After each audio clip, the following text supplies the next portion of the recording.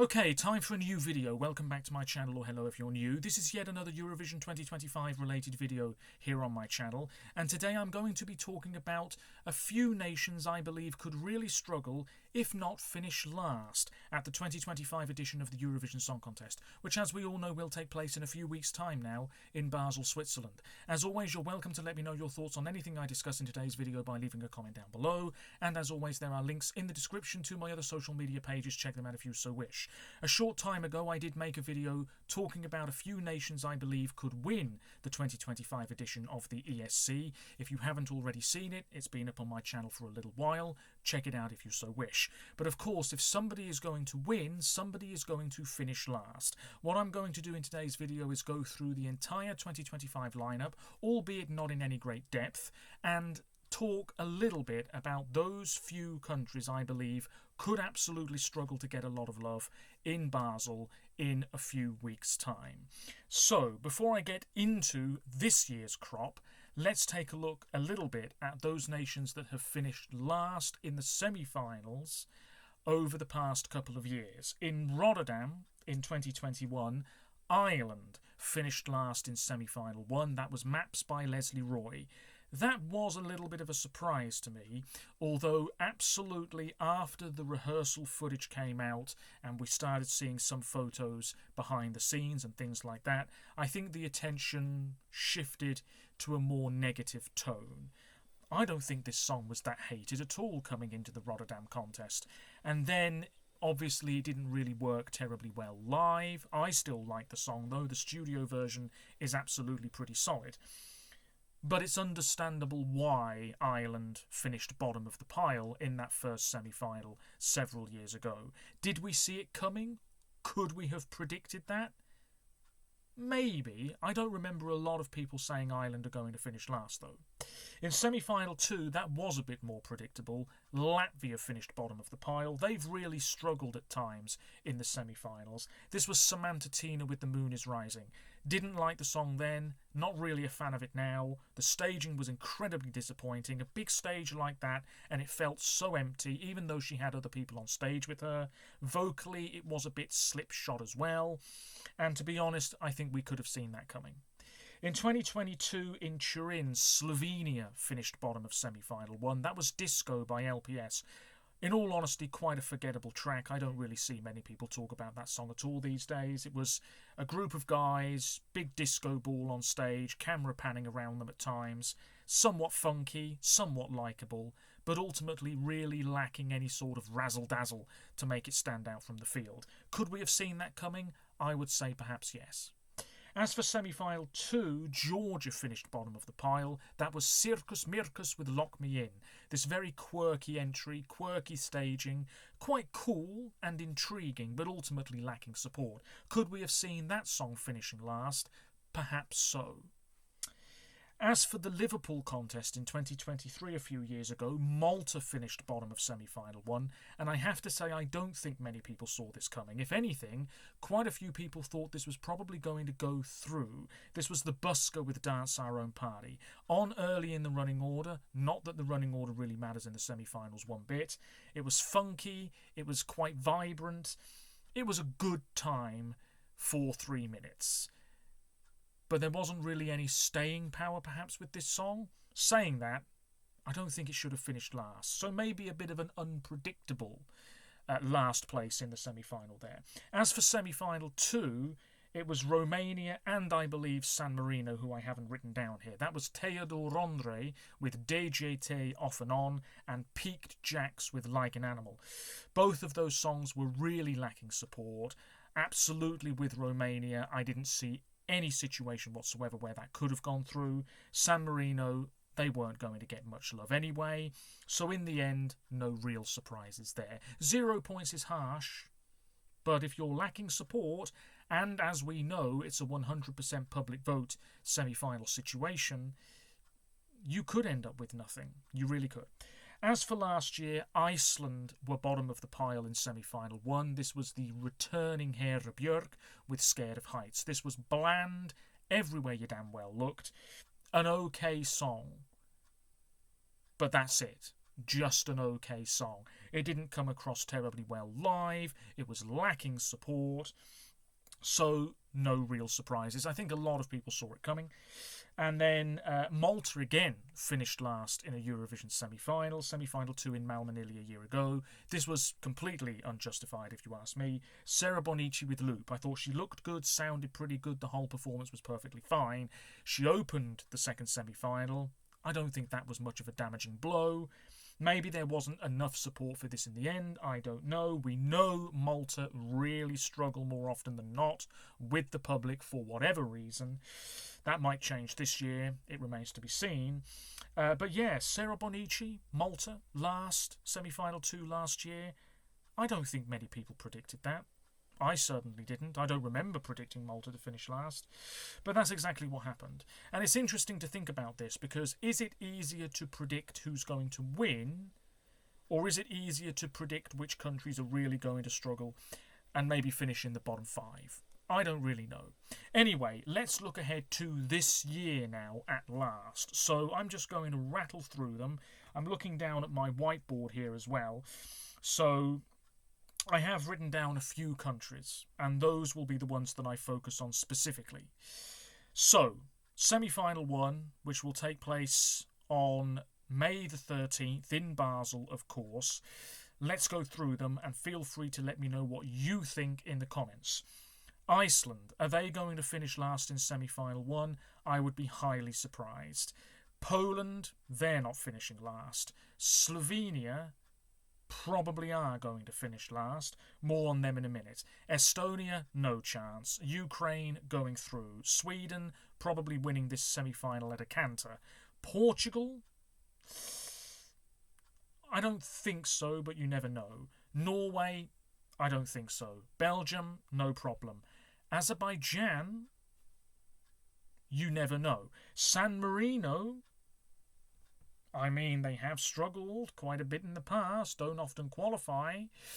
Albania, they're not going to finish last. Netherlands aren't going to finish last. Croatia, I've actually seen over the past couple of days a bit of a swell in support for that particular track, Poison Cake. So, if anything, it's probably going to end up being a surprise qualifier more than finishing last. And then Cyprus, they're not going to finish last in my opinion. So that leaves Slovenia, Portugal, Azerbaijan, San Marino, maybe Croatia. Now let's try and think about this and make some sort of semi-educated guess here. Slovenia's track, a lot of people are going to find it boring if they don't already. Even though it's in English, a lot of people might not connect with the lyrics for some reason. Some people might not enjoy the way it's coming across live. It's on fairly early. Yes, there's only 15 songs, but does this have staying power? Does this have a great deal of memorability about it? I don't really know. All in all, sandwiched between Poland, which is a lot more frantic and a lot more stand out from the field, and Estonia, which is so bizarre, I suppose, and that's obviously going to get a lot of public support. This Slovenian track is in big trouble. And the thing is, we knew Slovenia were in trouble as soon as this song won EMA all those weeks ago. Of course, it is Clement with How Much Time Do We Have Left. He's not the problem. I think the song is fine. It's very sweet, heartfelt, tender. This is great. And the message of the song, the story of the song, if that comes across well live somehow, that could really be the difference between this song not finishing last or finishing bottom of the pile with very few points indeed. I do not see this song qualifying unless people are really charmed by this in a way that I just can't see happening at this moment in time. Slovenia are going to struggle big time. It's as simple as that. He could end up with less than 10 points in this semi-final. Now, if the juries were voting, it may be a different story, but they're not involved. So, long story short, he's going to struggle. Will he finish last? Perhaps. And I was thinking earlier about this. You can't really compare these two songs too much, so maybe what I'm about to say is a bit silly. But in 2017, Amar Pelos Dois for Portugal won, and that was a very straightforward, tender ballad. Slovenia have a pretty straightforward, contender ballad this year. So if Portugal won with 700 points plus, or whatever it was, why can't Slovenia do the same with a similar song this year? What's the big difference here? It's so interesting to me because what is it about some of these really quite plain, to some people, ballads that means one does incredibly well and one, for whatever reason, doesn't? Is it something to do with the melody? It's like France and Switzerland this year. One might end up doing a hell of a lot better than the other. They're not a million miles away from each other sonically. So if France win, shouldn't Switzerland be right up there as well? I'm getting sidetracked, but it's just a really interesting thing to think about. Anyway, Slovenia, will they finish last in semi-final 1? Place your bets. What about Portugal? Well, I think this has more support than the Slovenian track. There's also a bit of a Portuguese diaspora which may or may not play its part. I think it's a really lovely, hazy, sweet, relaxing track. But that's just my opinion. What will the majority of first-time listeners and viewers next month make of this Portuguese song? Boring, uninteresting, staged in a fairly uninventive manner? I don't know. Portugal, will they finish last in semi-final 1? I don't know. Azerbaijan, Mama Gamma, Run With You. This is a perfectly okay piece of music. I like some of the instrumentation. They've been at some of the pre-parties. Maybe it hasn't been bang on the money vocally. But this could actually be really solid live. We'll wait and see. However, I don't think many people are really rooting for this one. I really haven't seen enough online, and yes, we can't just think about what the online commentary is, because the overwhelming majority of people voting next month will have heard the songs for the first time that night. We mustn't forget that. But yeah, Azerbaijan, once again, lacking support, I would say, and they really struggled last year, really struggled in Liverpool. This is a stronger effort if you ask me, but I can't see it finishing terribly high, and in fact it could well finish last. San Marino is here as a bit of a rogue nation I've put into the mix. I don't think San Marino are going to finish last, but they're here because if there's a surprise, it could well be Tutta l'Italia by Gabri Ponte. DJs don't always do incredibly well at Eurovision. Gromi didn't for Poland in Lisbon. Darude didn't do very well for Finland in Tel Aviv. There's been one or two other examples. Lumix for Austria in Turin a few years ago.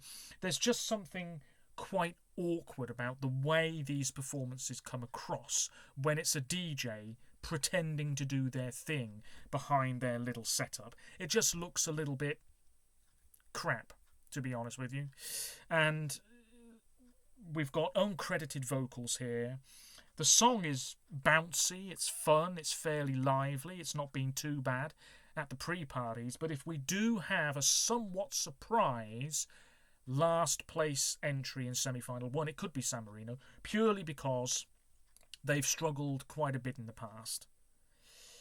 And I don't know really whether to say if Tutta l'Italia is a really loved track or a song that actually most people are indifferent about. As for Croatia, well, I've made my feelings clear on this track. I don't mind Marko Bošnjak. I think Poison Cake is so disappointing. It is such a disappointing follow-up to Rim Tim Taggy Dim. Dora itself wasn't that incredible, truth be told, and I find the chorus of this song particularly grating, like nails on a chalkboard somehow. I'm looking at who could vote for Croatia. You know, maybe they've got one or two voting pals here. I haven't even really spoken about that in terms of neighbourly voting, block voting, that sort of thing, because that could play a part in who finishes last and who doesn't. Of course, Italy can vote for San Marino in semi-final 1. That could be 12 points for San Marino from Italy, and that could be enough to see San Marino away from last place straight away. But going back to Croatia, yeah, I don't think this song is massively popular, but in recent days I have seen a few things online. Whether this is from Croatian people themselves, I don't know, but there seems to have been a little bit of a swell of support for Poison Cake, which is interesting. Maybe there's going to be a surge of momentum for this particular track. We'll wait and see. Anyway, let me know your thoughts. I did make a sort of early predictions video a few weeks ago, and I will be making final semi-final predictions the week of the contest. I think it's probably going to be Slovenia here. I just don't see nearly enough love going that song's way. I can just see people forgetting about it as soon as it's over. I hate to say it, I don't want to come across as harsh, but that song's in massive trouble. Slovenia probably going to finish last of semi-final 1. Moving on to semi-final 2, Australia, I think they're going to stay well clear of last place. Montenegro, well, I know a lot of people are really enjoying Nina Zizic. I know a lot of people like her vocals, her quite commanding presence on stage. She's like a diva, but she's not going full out like Melody for Spain is perhaps. And the song itself is really not too bad, Dobrodošli. However, is this going to get enough love? It's as simple as that. I don't know. It's a tough semi-final 2. It really is up for grabs. If Montenegro are announced as a qualifier, I wouldn't be too surprised, especially if they're announced as a qualifier early on. But I also would not be shocked if this finishes last. I don't think there's much in between, truth be told. Anyway, Ireland, no, I think that will stand out enough. Latvia, it really depends on if first-time viewers/listeners really like this for what it is or find it irritating and too unusual somehow. I don't know. I'm really on the fence with Latvia at the moment. Armenia, don't think they're finishing last. Austria aren't. Greece aren't. Lithuania aren't. Malta aren't. Georgia almost certainly are. More on them in a minute. Denmark, don't think so. Czechia, highly doubt it. Luxembourg, I don't think so. Israel, they're definitely not finishing last, are they? Serbia, more likely to go through. Finland, nowhere near last place. So I've actually written down 4 countries here. Montenegro, oh man. I'm just trying to be as realistic as possible. I know a lot of people do enjoy Dobrodošli, but at the same time, I'm thinking, come on now. That's got to be a contender for last place. I hate to say it. Yes, it's on early. Yes, the running order maybe doesn't matter a great deal. But I can see Montenegro struggling at this moment in time. That could change over the next few weeks. Serbia, yeah, I don't think so, actually. I really don't think so at all. I think Prince is probably going to be in the final. But will he finish last in the final? And then Latvia, I wouldn't be shocked, because Latvia have really struggled at times in the past. And this just might be one of those entries that's trying to do something out of the ordinary, something a bit more innovative perhaps, something a little bit more creatively stimulating, you could say. But we've seen instances in the past where songs like this that feel a bit more traditional and not straightforward pop, sometimes they are absolutely shunned. Look at Norway in the final last year. Disgraceful. So Latvia, yeah, could go through, could also finish rock bottom. And then, of course, there's Georgia. Well, place your bets, because, truth be told, surely Georgia are finishing last here. You know, surely it's going to be them. There's so little in the way of love or support for this track. Mariam Shengelia with Freedom. I don't really like it a great deal. I find it a very jumbled ballad indeed, with a slight whiff of the Disney about it, if you see what I mean. I couldn't tell you the melody of this song. I don't even know how it begins or how it ends. That's more of a me problem. I will give this song more of a chance moving forwards. This year's official CD is in the post on its way to me, so as soon as that arrives, I'll be listening to all of the songs again. But this Georgian entry, it's a huge step back from what they had last year. It really doesn't stand out at all in this tough semi-final. Malta are on before Georgia. That's clearly going to stand out a lot more.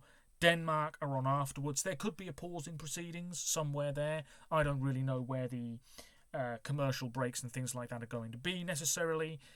But even so, Denmark's going to stand out more. Malta's going to stand out more. Georgia might send people into a coma. Hate to say it, but let's be realistic. And there are people who would say harsher things than that, I can tell you that much. Anyway, Slovenia last in semi-final 1, Georgia last in semi-final 2. That's what I'm saying at this moment in time. It's not a final prediction. Now, as for the grand final, well, we have to think a little bit about who might qualify. So I've written down a few countries here. If Iceland go through, could Vibe finish last in the final? I don't think so, but you never know. Yeah, Ukraine aren't finishing last in the final. Belgium, now if we have a surprise, and I would say Norway finishing last in the final last year was a surprise. I don't think I saw anybody predict that. I don't think so. I thought at one stage it was a contender to win. I made a video about this. So I was really, really shocked and disappointed Norway finished last with Ulveham in Malmö last year. And I was going through some of the other results just before filming this video. Over the past 10 years or so, it's always been an automatic qualifier finishing last, usually Germany. And I just thought that's shocking. It's always, pretty much always, over the past 10 years or so, an automatic qualifier finishing bottom of the pile. Incredible. I mean, in 2014 it was France, in 2015 it was Germany and Austria, in 2016 it was Germany, in 2017 it was Spain, in 2018 it was Portugal, in 2019 it was the UK, was it not, in 2019, or am I making that up? I'm going to have to check that. Yes, it was the UK, Michael Rice, wasn't it? In 2021 it was the UK, in 2022 it was Germany, in 2023 it was Germany, and then obviously last year it wasn't an automatic qualifier, it was Norway. I'm just checking 2019 here, do bear with me, I'm sure it was the UK. Yes, it was. What a load of rubbish. So, some of these automatic qualifiers really need to up their game. And I'm going to be thinking about that moving forwards. If it's not an automatic qualifier, I've mentioned Iceland. Belgium would be a huge shock, I think. But any momentum that song had has really faded. Now, it could build up again at just the right time. However, I know there's probably a few Eurovision fans out there who think Belgium, A, probably won't qualify, or B, if Red Sebastian does make the cut, he might really struggle in the final, if not finish last. It's a big risk, and I know some people watching this will absolutely believe that I'm talking absolute trash right now. But I suppose you've got to consider every possibility here. Yeah, I think Belgium are fine. San Marino, if Gabri Ponte qualifies for the final, could that finish last? I certainly could see that happening. If Croatia qualify, which I don't think will happen, but if by some miracle Marko makes the cut, could he finish last in the final? There's more people voting, of course, and there's a jury vote involved. But I think the juries would hate that, myself. Anyway, this is such a rambling video, but it's just an interesting thing to think about. Semi-final 2, Australia, I can't see them doing well in the jury vote. And maybe Gojo won't do incredibly well with the public, but it would have to be a very low score from the public for Milkshake Man to be anywhere near last place. So I don't think we need to worry about Australia. If Ireland qualify, Emi could be in trouble, finishing last in the final. Maybe. Latvia, if they qualify, Tautu Meitas could be in trouble. Maybe. Armenia, if Pag qualifies, actually I don't think he'll be near last place at all. Some people have concerns about Lithuania, about how moody the song is, how very, very dreary it sounds to some individuals. I don't think they're going to finish last, but you never know. Luxembourg, if Laura qualifies, could that struggle? I don't think so. Look at how well they did last year against the odds. Czechia, if we have like with Belgium in semi-final 1, if we have a huge surprise, if one or two countries really don't live up to expectations, and one of them is Czechia, maybe Kiss Kiss Goodbye could finish last. One of the favourites to win now, out of nowhere. I mean, it would be a huge shock, wouldn't it? But there's a little part of me that thinks it could happen. Serbia, if Prince qualifies, could he finish last? No, not with more countries voting. So, that leads us on to the automatic qualifiers. And recent history would suggest one of these countries, Switzerland, France, Germany, Italy, Spain and the UK, one of those countries is going to finish last. Switzerland aren't going to finish last because I can see Voyage doing incredibly well in the jury vote, and that could be enough to save them, even if the public score is disgraceful, and I wouldn't be surprised if that happens, because this has all the makings of a wonderful tune that Europe won't give a shite about. France, in it to win it. Italy, not a lot of people are really loving the Italian track, but I've not seen too many people say they loathe it either. It's a dark horse, as I mentioned in a previous video. It's my number 11 of the year at the moment. I really like it. The juries could go big for it. It could be very effective live. So then we've got Germany, Spain and the UK. Germany, no pre-party performances. That's maybe a bit concerning. Vocally, shaky. What is it going to sound like live in Basel next month? Because you cannot afford to be damn shaky next month. So I am seriously hoping improvements have been made in that department, and indeed in terms of the staging. I believe we are getting alterations, which is great. And I'm not going to be too harsh about the vocals, actually, because I believe that she's been fairly unwell. However, you haven't got long to nail them. So I am concerned with Germany because it's a great, quite contemporary, really quite lively number. And I've said it before and I'll say it again, it could be a big hit all over Europe. And yet it's also the sort of thing, for some reason, people just won't vote for. There's nothing really wrong with this German entry. It's arguably better than their entry last year, and Isaac did really well. Left-hand side of the scoreboard, was he not?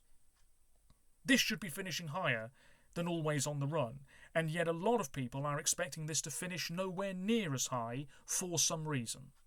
I am concerned a little bit about the vocals, I won't lie, and I am concerned a little bit that this could come across in a fairly uninteresting manner live. There needs to be a surge of support for this tune. Whether it gets it or not remains to be seen. Germany are in trouble. A, because they've been stinking the place out more often than not over the past 10 to 15 years or so. And secondly, because that momentum isn't there yet. It's a really good song. It shouldn't finish last. It's just the sort of thing that probably will. Then we've got Spain. Melody Essa Diva. Let's be realistic here, okay? Spain aren't winning. Let's all calm down a little bit. I really don't mind this Spanish track. I've said this before. It's in my top 10 of the year. I like Melody. I think she's a pretty darn good live singer. And the song, it's got some real vigour to it. I like it. And take what you had at Benidorm Fest, elevated on the Eurovision stage, cross your fingers and hope for the best. However, is this really going to get that much love? Because Thorra didn't. And Blanca Paloma certainly didn't. So over the past few years, yes, we're excluding Chanel here, but over the past few years, Spain have gone backwards rather than forwards. Will that continue this year, moving ever further backwards? This could finish last in the final. And then you've got the UK. Oh boy. Dark horse, yes, maybe so. Remember Monday, three-piece girl group. They've been around a while. They've all, I believe, done theatre work, which is impressive. Those harmonies are rock solid. The song, little bit all over the place. Quite theatrical. Maybe doesn't flow terribly well. Could be very theatrical on stage. Maybe a bit too over the top. More emphasis on the staging than the song. We'll wait and see what the hell just happened.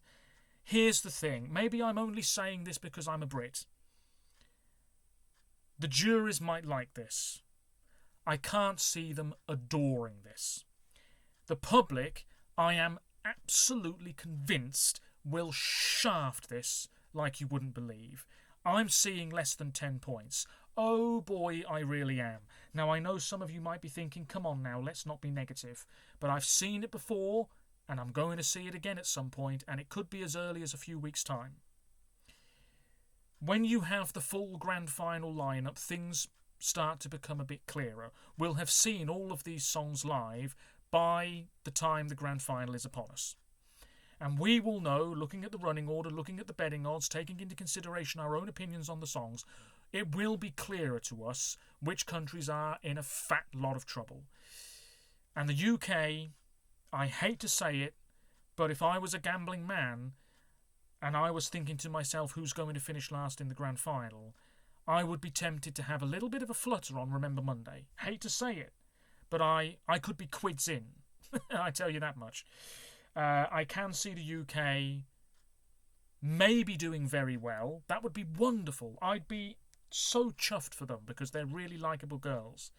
But I can absolutely see this struggling like you wouldn't believe, to the point where we finish last. So, with all of that rambling out of the way, if it is an automatic qualifier again, and recent history suggests it will be again in Basel a few weeks from now, Germany, Spain, or the UK could finish last next month. And none of them really deserve to finish last. Nobody deserves to finish last. It's just the way it is. Eurovision is a very cruel game. And if it's not Germany, Spain, or the UK,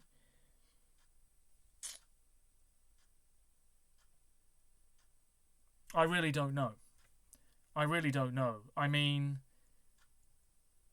I didn't see Norway finishing last in the final last year, so maybe I should say somebody like, I don't know, Estonia finishing last in the final this year. You know, something ridiculous again, which none of us expect. I don't know. Iceland? I don't know why I'm looking at that one and thinking they could be in trouble if they qualify. Portugal could be in trouble if they qualify, maybe. Maybe this video is a bit silly because we just don't know the qualifiers yet, and I won't be making a grand final prediction until the day before the final is actually happening next month. So anyway, I'm going to leave it there. It's just an interesting thing to think about. Who's going to finish last? And in terms of last overall, number 37 of 37 this year, I would say Georgia at this stage. That could even get nul point. That would be harsh, but unfortunately, if your song just doesn't have much support, no real momentum, the staging's fairly dull, maybe vocally it could be a little bit shaky as well. If everything is not really working terribly well, you're in trouble, no jury support as well. 0 points could well be a thing. Anyway, enough rambling. Let me know what you think, and I'll be back with more Eurovision 2025 related content fairly soon. A 10 great national final songs of the season video, that might be up right before the live shows, in all honesty. But all being well, it will be up at some point. And, of course, why blank should win Eurovision 2025. At least 2 videos there, possibly a third, I don't know yet. Until next time, take care of yourselves, stay safe, and bye for now.